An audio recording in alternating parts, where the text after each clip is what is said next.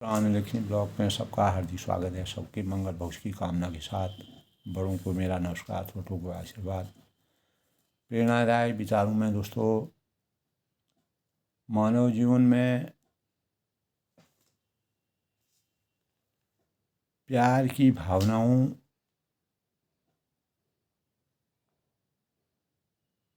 का हर जगह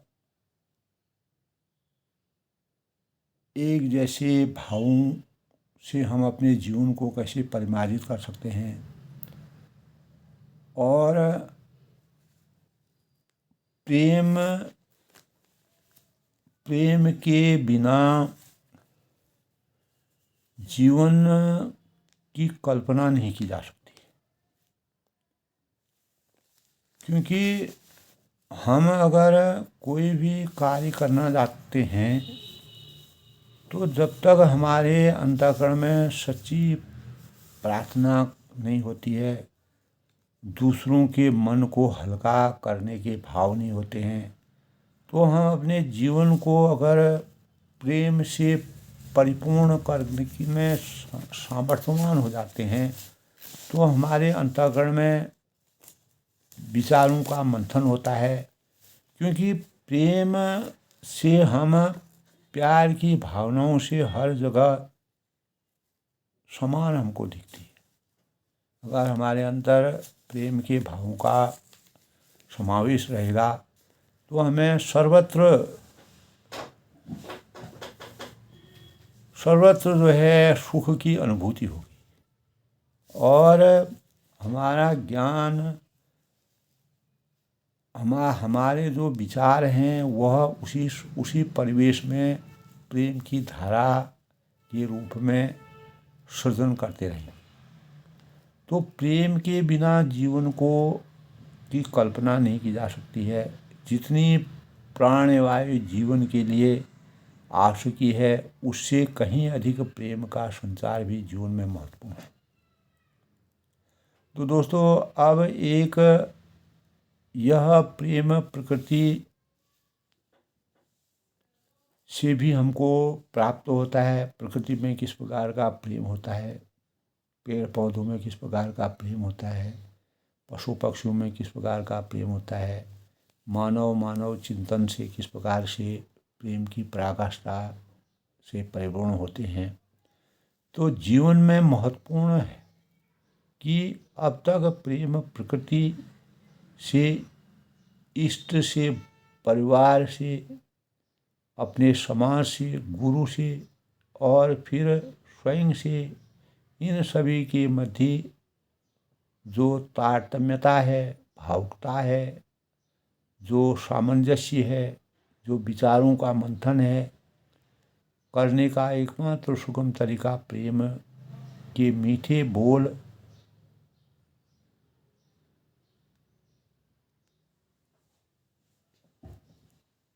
यानी बोली एक अमूल है जो कोई बोले जान, हे तराजू तोल के तब मुँह बाहर।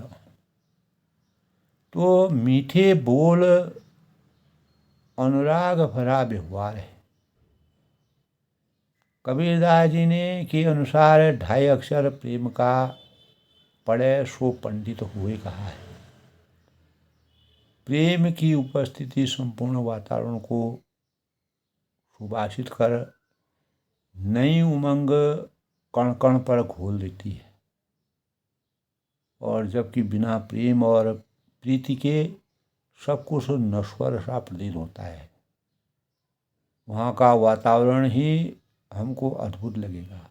जहाँ प्रेम की पराकाष्ठा होगी वहाँ पर हम समर्थवान नहीं हैं, हम भौतिक से पूर्ण नहीं हैं, हमारी अपेक्षाएं पूर्ण नहीं होती हैं, हमारे पास धन नहीं है, गोधन गजधन बाय धन नहीं है, अनेक प्रकार के अमूल्य है, लेकिन प्रेम है तो वही हमारे लिए सर्व गुण संपन्न संतोषम परम सुखों की अनुभूति अगर हमको होती है वो केवल प्रेम के माध्यम से होती है।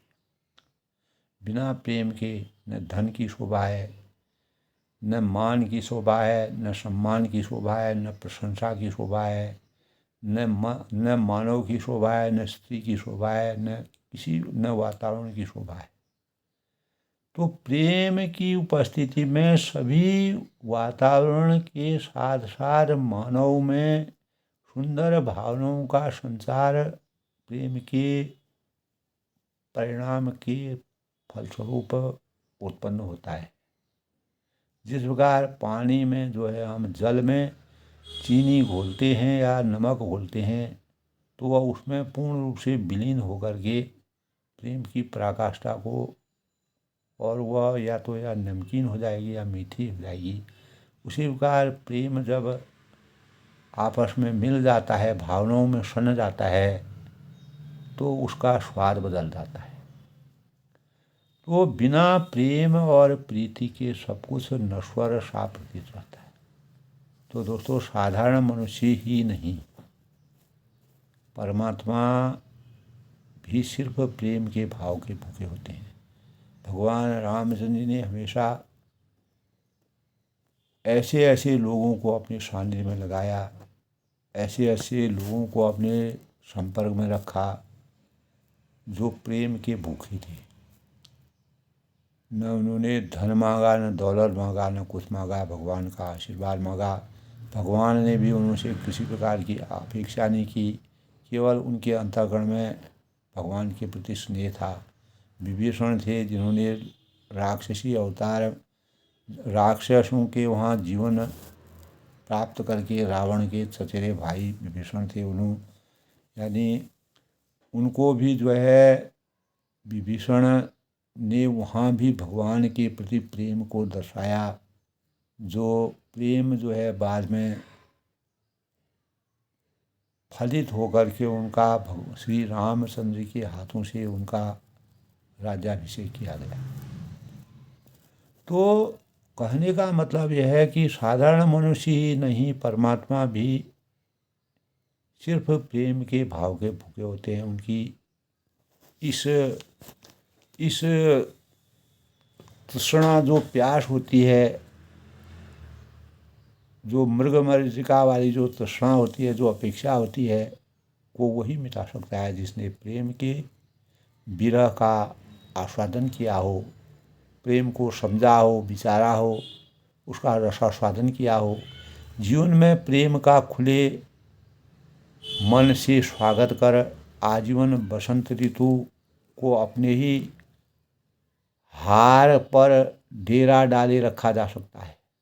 बसंत ऋतु प्रेम की प्रतीक के रूप में मानी जाती है, क्योंकि इसमें प्रकृति में अनेक प्रकार के उत्साह के भावों का सृजन होता है। पेड़ों में नई नई कलियां आती हैं, पुराने पत्ते समाप्त होते हैं, नए कलियां आती हैं, उन कलियों में प्रेम के भावों का स्पंदन होता है। यह प्रकृति की सबसे सुंदर ऋतु के स्वागत के पलकें बिछाने के समान ही। तो एक फूल भी यदि हम हौले से पौधे को तोड़ते हैं, धीरे से तोड़ते हैं, तो वह अपना यौवन प्राप्त कर लेता है। तो वही दोस्तों एक झटके से तोड़ने पर छिन्न भिन्न हो जाता है। अगर हम उसको धीरे से तोड़ेंगे तो उसमें प्रेम झलकता है। अगर हम उसको जोर से तोड़ेंगे, झटके से तोड़ेंगे, तो छिन्न भिन्न हो जाएगा, प्रेम हमारा बिखर जाएगा। तो प्राकृतिक जीवन से भी हम प्रेम की पराकाष्ठा की प्रेरणाओं को अपने जीवन में अवतीर्ण कर सकते हैं। अनेक प्रकार के जानवरों से, वृक्षों से, चींटियों से और छोटे छोटे कीड़े मकोड़ों से हम प्रेम की पराकाष्ठा, चिड़ियों से। तो जैसे ही प्रेममय होकर हमारा आपका किया गया तुच्छ प्रयास भी सफलता की उच्चतम श्रेणी प्राप्त करने की काबिलियत रखता है, परख रखता है, तो नदियों से जल और पेड़ों से फल प्रकृति द्वारा बिना किसी अपेक्षा के हमें प्राप्त होते हैं। वृक्ष कमाऊ नहीं फल बकै, नदी न संचय नीर, परमारथ के कारणे साधुन धरा शरीर। तो परमार्थ के कारण और प्रकृति की शोभा को बढ़ाने के लिए प्रेम के परिणाम स्वरूप पेड़ भी हमको सुंदर फलों को प्राप्त करता है, नदी हमको जल प्राप्त करती है, जिसके परिणाम स्वरूप हम बिना जल के जीवन जो है, जलहीन जीवन ही नहीं है।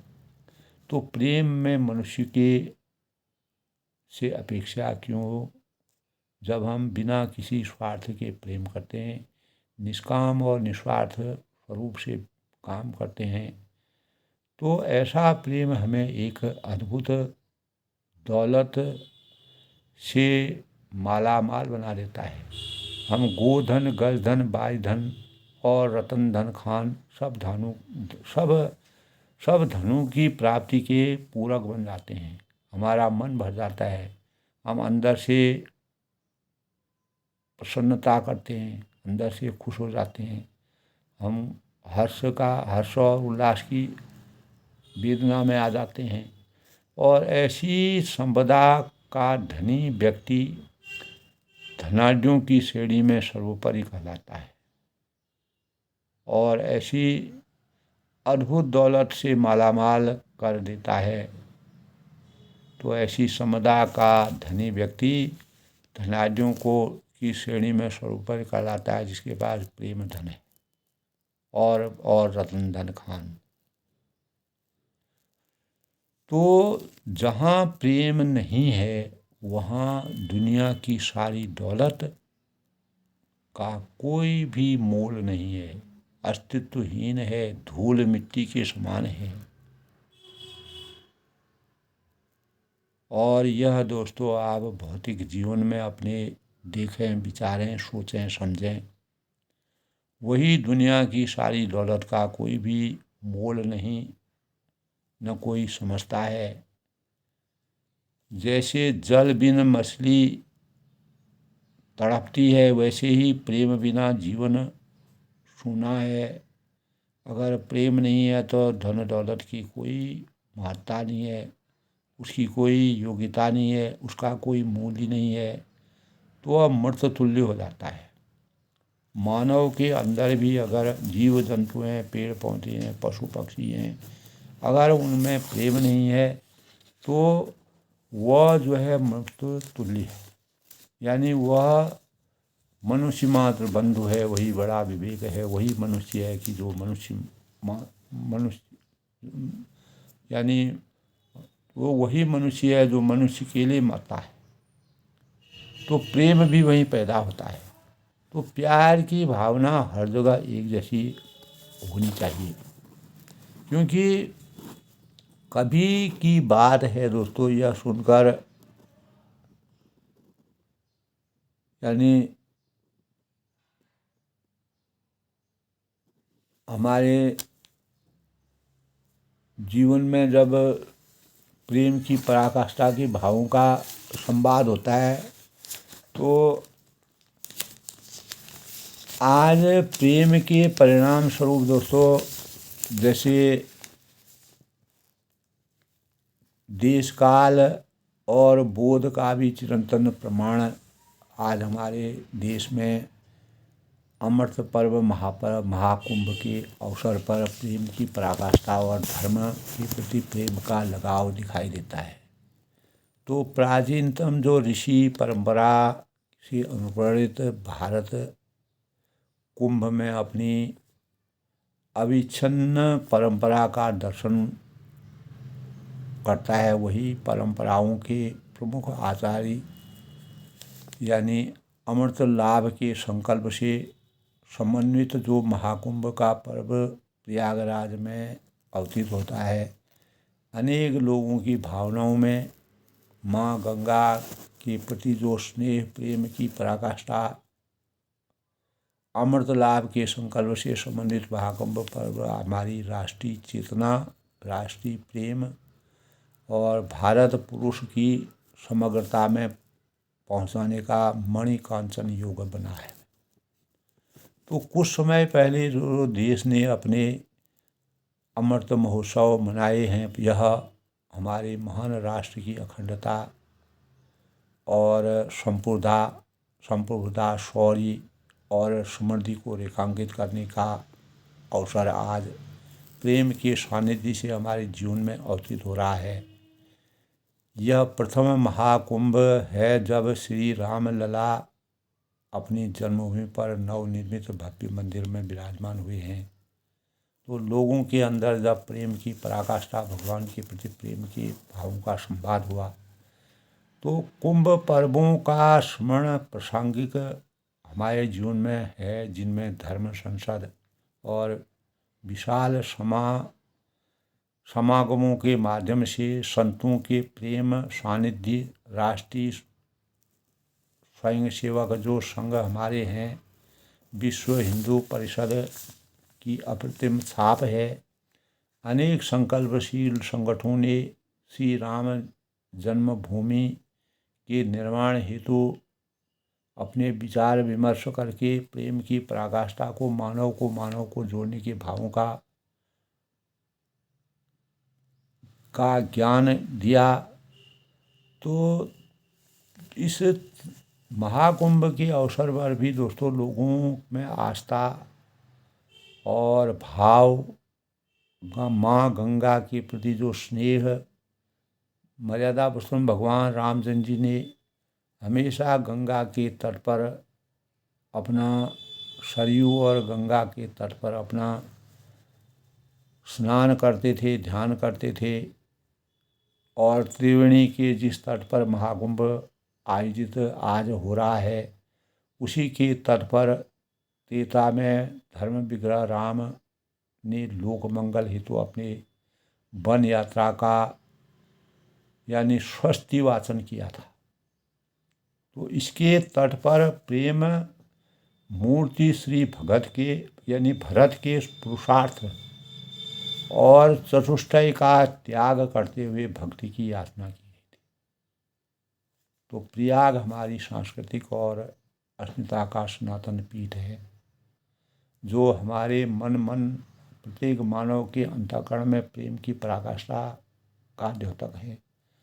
आज यदि हम पुनः इसको सारिका प्रयागराज कह पा रहे हैं, तो इसके लिए हमारे महान जो इसके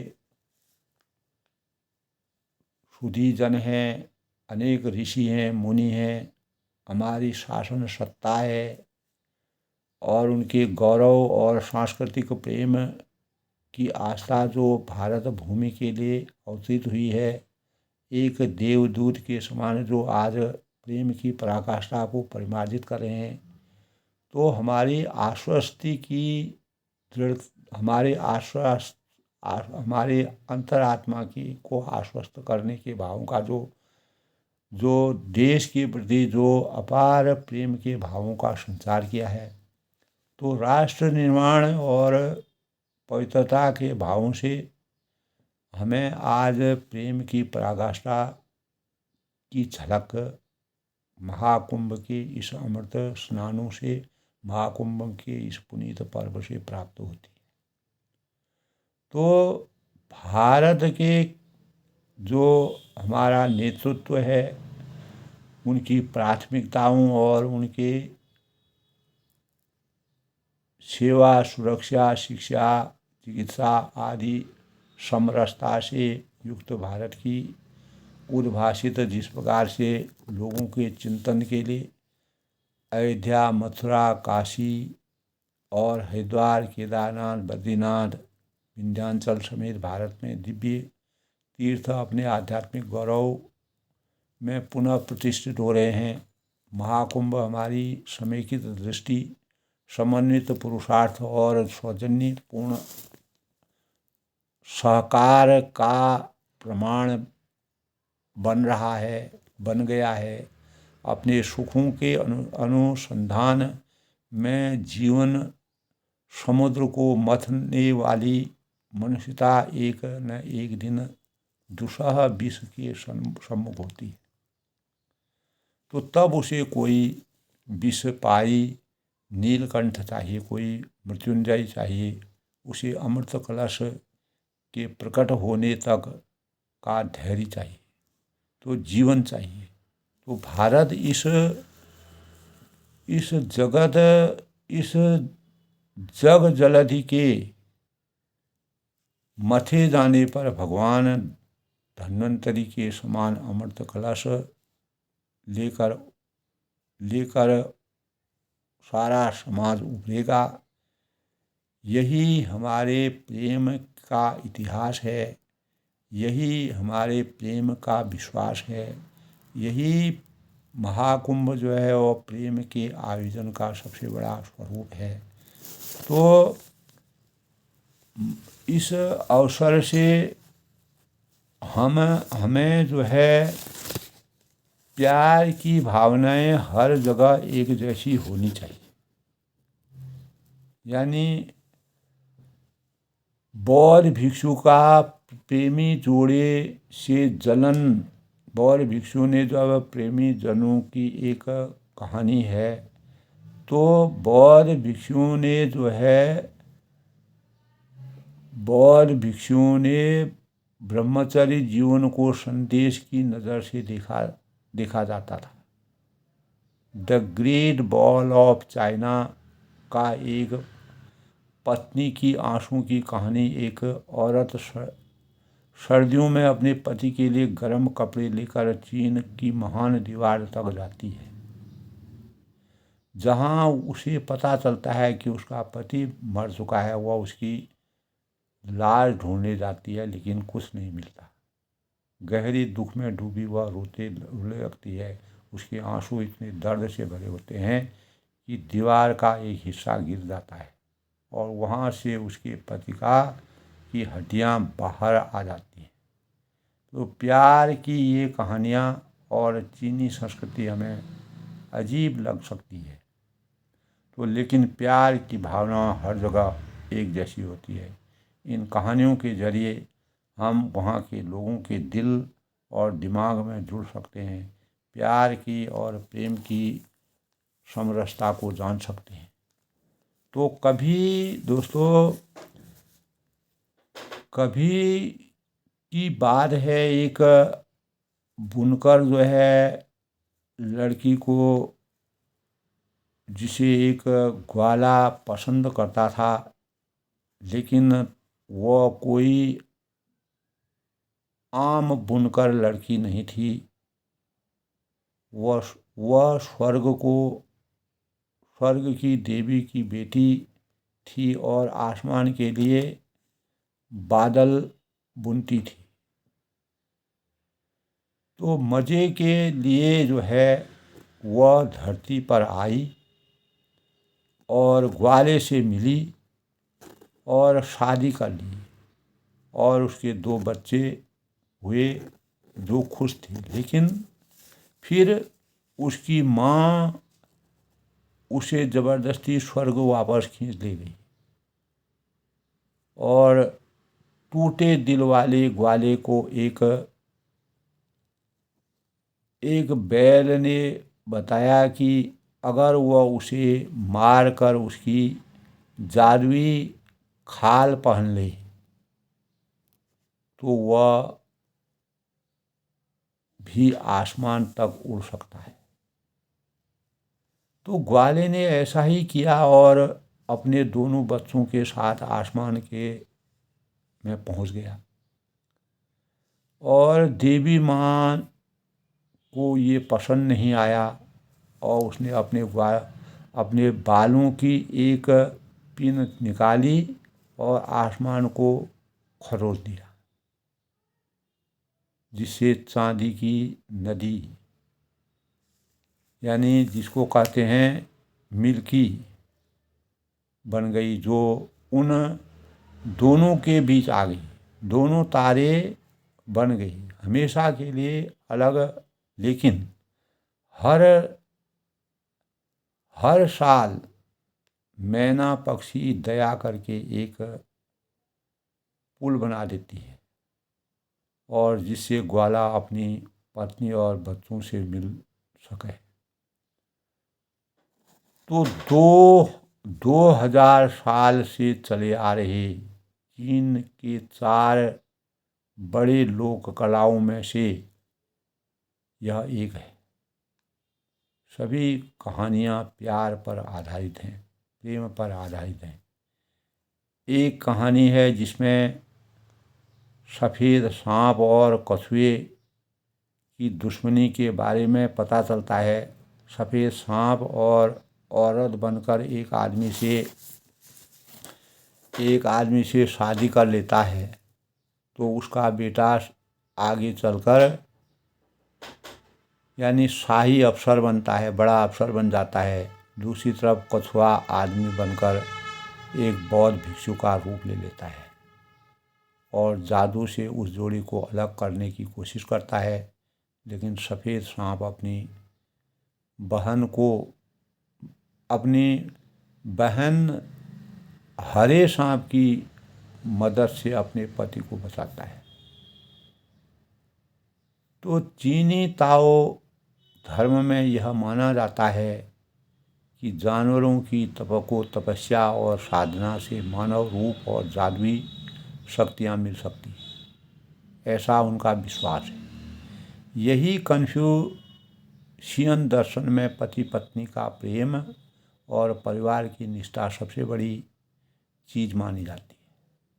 इस कहानी में जो मैंने बताया, बौद्ध जो भिक्षु और प्रेमी जोड़े ने जलन इस बात को दिखाया कि चीन की शुरुआत में बौद्ध भिक्षुओं के ब्रह्मचर्य जीवन को संदेह की नज़र से देखा जाता था, लेकिन अंततोगत्वा क्या हुआ, प्यार को समझने की पराकाष्ठा पूर्ण हुई और जब दीवार में उसके पति की हड्डियां मिली तो प्यार की ये कहानियाँ, जब प्यार होता है तो आदमी मरने के बाद भी उसको खोजता है। तो प्यार की भावनाएं हर जगह एक जैसी होती हैं, चाहे वह स्वर्ग में हो, धरती में हो, चाहे वह जीवित हो या उसकी मृत्यु हो, प्यार कभी भी समाप्त नहीं होता है। दूसरी बात है दोस्तों, जैसे पवित्र प्रेम में शब्दों से परे है। पवित्र प्रेम जो होता है वह शब्दों से परे है। ऐसा प्रेम जिसमें किसी तरह की शर्त नहीं होती और ईश्वर का उपहार एक दूसरे से सुख दुख की भागी होती है। यह ईश्वर के उपहार के समान है, जो सुख हो या दुख हो दोनों में समान। अगर एक खाएगा तो दूसरा भी खाएगा, दूसरा नहीं खाएगा तो वो भी नहीं खाएगा। तो राधा कृष्ण का प्रेम पवित्र प्रेम का प्रतीक माना जाता है। यह एक हमारे आध्यात्म में राधा कृष्ण का प्रेम सबसे अप्रतिम प्रेम है। यह एक एहसास है जो रूह से निकलता है। तो पवित्र प्रेम में आध्यात्मिक पहलू होता है और पवित्र प्रेम में भगवान की उपस्थिति अवश्य निहित होती है। और किसी व्यक्ति का या कोई भी चीज़ है, कोई वस्तु है या चीज़ है के प्रति स्नेह, गर्मजोशी से सम्मान की अलौकिक तीव्र भावना, सच्चा प्यार वह होता है सभी स्रोतों में अपने साथ मौजूद रहे, हर परिस्थिति में अपने साथ वह मौजूद रहे और दुख सुख की पारदर्शिता के मानक के रूप में प्रेम को माना जाता है। पवित्र प्रेम गीता में भी दोस्तों ऐसी मान्यता है कि जिसमें कि भगवान यानी प्रेम को पाने के बजाय उसमें खो जाना होता है। प्रेम को पाने की इच्छा नहीं, बल्कि उसमें पूर्ण रूप से ब्रह्म यानी जैसे ब्रह्म में लीन हो जाते हैं, उसमें पूर्ण रूप से विलीन हो जाना। भगवान के प्रति अथाह जब पूर्ण समर्पण और प्रेम के भाव जाते हैं तो वह उसमें पूर्ण रूप से खो जाता है। जैसे समाधि के बाद इंसान जो है पूर्ण उसमें समर्पित हो जाता है। तो स्वार्थ से प्रेम यानी त्याग, शुद्धता, स्वार्थ में प्रेम में कोई स्वार्थ और कोई भी किसी प्रकार का कोई भावनाएं नहीं छुपी होती हैं। प्रेम शुद्ध होता है, प्रेम दिखता नहीं है, यह एहसास किया जाता है। और आत्मा का एहसास, भरोसा, अगर हम अंतरात्मा से प्रेम करते हैं तो उससे हमारे जीवन में अपार भरोसा जागता है, ईमानदारी हमारे अंतःकरण में विराजती है, आपसी समझ, एक दूसरे का सामंजस्य बनता है, पूर्ण समर्पण की भावनाओं से हम संतप्त हो जाते हैं, विलीन हो जाते हैं, उत्साह और मनोबल हमारा निरंतर प्रेम की पराकाष्ठा से बढ़ता है और यह हमारे लिए एक संबल के समान होता है। प्रेम की प्राथमिकता, प्रेम का सही स्वरूप जो है वो प्राथमिक होता है, उसको सबसे पहले प्रायोरिटी दी जाती है। तो प्रेम के स्वरूप को पवित्र प्रेम में शब्दों से परे है। यह एक ऐसा प्रेम जिसमें किसी भी तरह की शर्त नहीं होती है, वही सच्चा प्रेम है। तो आज के प्रेरणादायक विषय में मैं सभी से यही अपेक्षा करता हूँ कि प्रेम जो है अंतर्मन से कीजिए, अंतर्मन की भावनाओं से कीजिए, परमात्मा को साक्षी रखते हुए किए। और प्रेम अगर किसी से भी किसी प्रकार का भगवान में प्रेम करते हैं, प्रेम की अलग अलग धारणाएं होती हैं, तो जिस भी भाव से आप एक दूसरे से प्रेम करते हैं, प्राणी मात्र से प्रेम करते हैं, अहिंसा परमो धर्म, वसुधैव कुटुम्बकम, और सर्वे सन्तु सुखिनः सर्वे सन्तु निरामया सर्वे भद्राणि पश्यन्तु मा कश्चित् दुर्भाग् भवेत्, ये भी एक प्रेम की पराकाष्ठा है। हमें अपने लोगों के प्रति, प्रेम के प्रति आसक्त होना, पूरे संसार को अपने कुटुंब के समान समझना, और प्रेम में जो है प्रेम की भावनाओं को पूर्णता से निभाना। अगर प्रेम में अगर कोई दाग कर देता है, प्रेम को अगर ठुकरा देता है, प्रेम को निभाना नहीं जानता है, तो उसको प्रेम नहीं करना चाहिए किसी प्रकार के भी, चाहे वो आध्यात्मिक प्रेम हो, मानव का मानव से प्रेम हो, मानव का पशु पक्षियों से प्रेम हो, किसी से भी प्रेम हो। अगर हम पशु पक्षियों को प्रेम करते हैं, अगर हमने उनकी हिंसा कर दी, तो वह प्रेम हमारा निर्मम हो जाता है। तो प्रेम के हजारों करोड़ों स्वरूप हैं, तो हम किस स्वरूप को अपना करके अपने जीवन को मानवता के सही स्वरूप में बांधने के भावों का संचार करेंगे, उसी के अनुसार हमको इहलोक और परलोक में परमात्मा की आसक्ति प्राप्त होगी। और हमारे अंदर अगर प्रेम की पराकाष्ठा सच्ची होगी, तो हम दैहिक भौतिक तापों से कभी भी आसक्त नहीं होंगे और कभी भी दुखी नहीं होंगे, और हमारा जीवन हमेशा प्रेम की पराकाष्ठा का माहौल का परिवेश हमको अपने जीवन में मिलता रहेगा। यही मानव प्रेम ही मानव धर्म की सबसे बड़ी अनुभूति है, और इसके बारे में जितना भी कहा जाए वो भी कम है। दोस्तों, अपनी वाणी को विराम देते हुए मैं सभी से ही अपेक्षा करता हूँ कि प्रेम को कभी धोखा मत करिए, प्रेम को प्रेम के साथ जीतिए, और प्रेम की पराकाष्ठा को हमेशा एक प्रतीक के रूप में, एक प्रमाण के रूप में, एक प्रेरणा के रूप में अपने जीवन में अवतरित करिए। चाहे हम पशु पक्षियों से करते हैं, पेड़ पौधों से करते हैं, मानव से करता है, भगवान के प्रति प्रेम की पराकाष्ठा हो तो निष्काम निस्वार्थ और भगवान की आस्था में रख कर के किसी भी बुराई करना, अहित करना, अपनी भौतिकता को बढ़ाना, यह अपने लिए एक अभिशाप के समान है।